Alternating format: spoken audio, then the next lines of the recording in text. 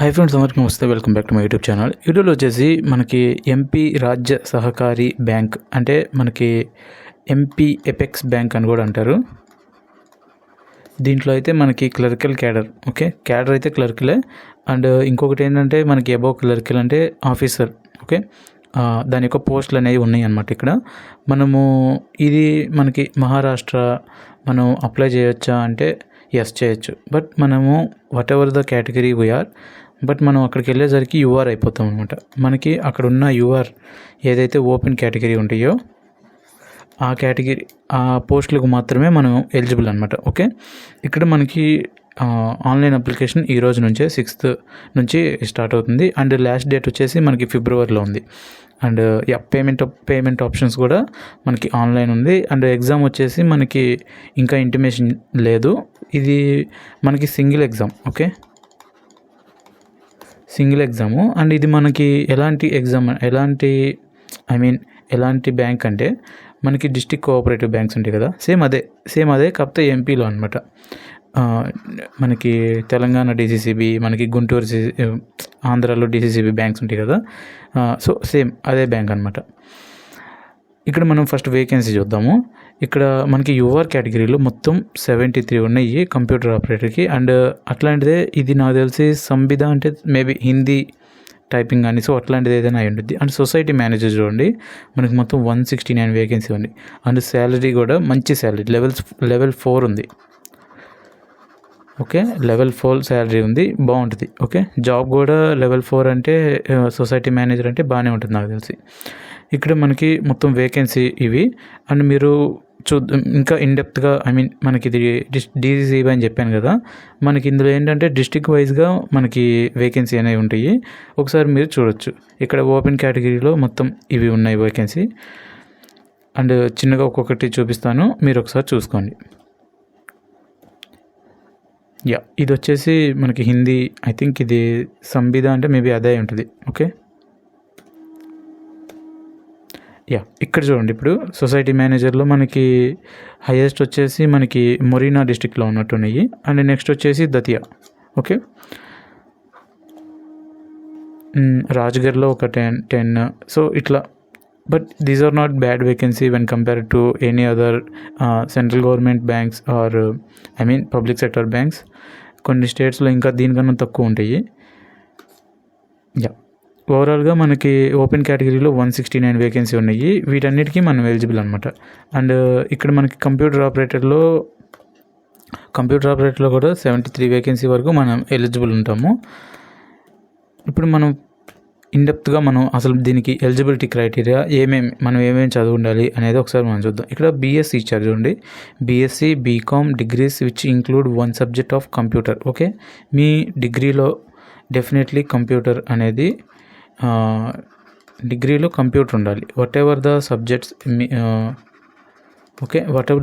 Subjects ఏది ఉన్నా కానీ అట్లీస్ట్ కంప్యూటర్ ఉండాలి. మనకి బీకామ్ కంప్యూటర్స్ చేసిన వాళ్ళు కూడా దీనికి ఎలిజిబుల్ అవుతారు. అండ్ ఇక్కడ యూజీసీ అంటే ఇవన్నీ ఏంటంటే బీటెక్లో మనకి ఉంటుంది కదా, సో అట్లాంటివి అనమాట. బీటెక్లో ఈసీఈ ట్రిపుల్ ఈ ఉండదు అనుకుంటా, సిఈసి, అందులో ఈసీఈ, సిఎస్ఈ ఇవి ఉంటాయి కదా, సో ఇట్లాంటివి వీటికి కూడా ఎలిజిబుల్ అనమాట. ఇక్కడ సేమ్ వీటిలన్నిటికీ సేమ్ ఒకటే క్వాలిఫికేషన్. ఓకే, అండ్ ఇక్కడ మనం ఒకసారి శాలరీ చూద్దాము. శాలరీ మనకి చెప్పే కదా లెవెల్ 4. ఇది ప్రస్తుతానికి పే స్కేల్ 7 మీద ఉంది. మనకి తెలిసిందే ఈ ఇయర్ పే స్కేల్ 8 వస్తుంది, 8th పే స్కేల్ వస్తుంది. 8th పే స్కేల్ వచ్చినప్పుడు డెఫినెట్లీ ఇంకా వెళ్ళిద్ది, ఇది డబల్ అయ్యే ఛాన్స్ కూడా ఉంది. ఓకే, సో మంచి ఆపర్చునిటీ, ఓకే, మిస్ చేయొద్దు, మంచి ఆపర్చునిటీ. శాలరీ హై అండ్ బాగుంటుంది జాబు. మనకి సొసైటీ మేనేజర్ జాబ్ కనుక కొడితే అండ్ మనకి ఎల్పిటి లాంటివి కూడా ఉండవు, ఎందుకంటే మనం 10th క్లాస్ దాంట్లో హిందీ ఉంటుంది కాబట్టి మనకి ఎల్పిటి లాంటివి ఏముండవు. ఓకే, ఇది ఒక మంచి ఆపర్చునిటీ లాంటిదే. ఓకే, ఇక్కడ అన్నిటికీ సేమ్ పే స్కేల్ అనమాట. ఇక్కడ ఒక్కటే కొన్ని డిస్ట్రిక్ట్స్కి మరి 6th పే స్కేల్ రన్ అవుతుంది. I don't know why, but కొన్నిట్లకి ఉంది. అండ్ ఇక్కడ ఏజ్ రిలాక్సేషన్ ఇవన్నీ నాకు తెలిసి మనకి వర్తించవు. ఇవి ఎవరైతే ఎంపీలో ఉంటారో వాళ్ళకి, ఎందుకంటే మనం ఇప్పుడు యూఆర్ కేటగిరీ కింద వెళ్తాం కాబట్టి. సో ఇవన్నీ మనకి ఇవన్నీ అక్కడున్న వాళ్ళకి ఇవన్నీ ఎలిజిబుల్ అనమాట. మనకి ఇవన్నీ ఉండవు. ఇంకా పీడబ్ల్యూడి ఏదున్నా కానీ మనకి మొత్తము ఇక్కడ మన అప్లికేషన్ ఎలా అంటే మనకి online mode and payment and మన డాక్యుమెంట్స్ కూడా ఓకే. మన అక్కడ రిక్వైర్డ్ డాక్యుమెంట్స్ ఇస్తారు, ఏమేం కావాలో అవి మనం అప్లోడ్ చేయాలి. రిక్వైర్డ్ డాక్యుమెంట్స్ అంటే ఏం కాదు, మహా అయితే వాళ్ళు 10th క్లాస్ ఒకటి అడుగుతారు, లేకపోతే మన కుదిరితే డిగ్రీ కూడా అడుగుతారు. అండ్ వీటితో పాటు మన ఫోటో, ఈ సిగ్నేచర్, ఇవి లెఫ్ట్ థంబ్ అండ్ ఒక డిక్లరేషన్ ఫాము ఇవన్నీ ఉంటాయి కదా. ఇవన్నీ మనం పిఎస్బికి అప్లై చేసేటప్పుడు సేమ్ ఏదైతే క్రైటీరియా అవసరమవుతాయో అవన్నీ సేమ్ ఓకే. అండ్ మనకి ఇక్కడ అప్లికేషన్ ఫీ చూద్దాం. ఫస్ట్ మనము అప్లికేషన్ ఫీ చూస్తే మనకి ఇక్కడ మనం అదర్ కేటగిరీస్ అంటే మన యూఆర్ కింద వెళ్తాం కాబట్టి మనకి 850 + 18% జిఎస్టీ పడుద్ది అనమాట ఓకే. ఇంకా అక్కడున్న వాళ్ళకైతే ఈ కేటగిరీ ఉంటే ఎస్సీ ఎస్టీ పీడబ్ల్యూడీ ఉంటే 650 + జిఎస్టీ 18% పడుద్ది. అండ్ మనకి ఇది వచ్చేసి ఆన్లైన్ పేమెంట్ అయ్యిద్ది ఏదైనా ఓకే. ఆన్లైన్ పేమెంట్ తెలుసు కదా. ఇక్కడ కొన్ని పాయింట్స్ ఇచ్చారు. ఇవి డాక్యుమెంట్స్ అప్లోడ్ చేసేటప్పుడు ఎలాంటి జాగ్రత్తలు తీసుకోవాలి అండ్ ఎలా అప్లోడ్ చేయాలనేది కొన్ని గైడ్లైన్స్ ఇచ్చారు. అవి ఒకసారి మీరు చదువుకోవాలనుకుని చదువుకోవచ్చు. మనకి ఇక్కడ చూడండి, మనం అప్లై చేసేటప్పుడు మనకి ఇక్కడ ఫోటో క్యాప్చరింగ్ ఉందన్నమాట. సేమ్ లైక్ మనం బ్యాంక్స్కి మధ్య ఉందనుకుంటా. ఇది ఒకసారి మనం చేసాము. సో ఇబ్బంది ఉండదు, ఇది మీకు తెలిసే ఉంటుంది. ఇక్కడ మనం మోడ్ ఆఫ్ ఎగ్జామ్ ఆన్లైన్.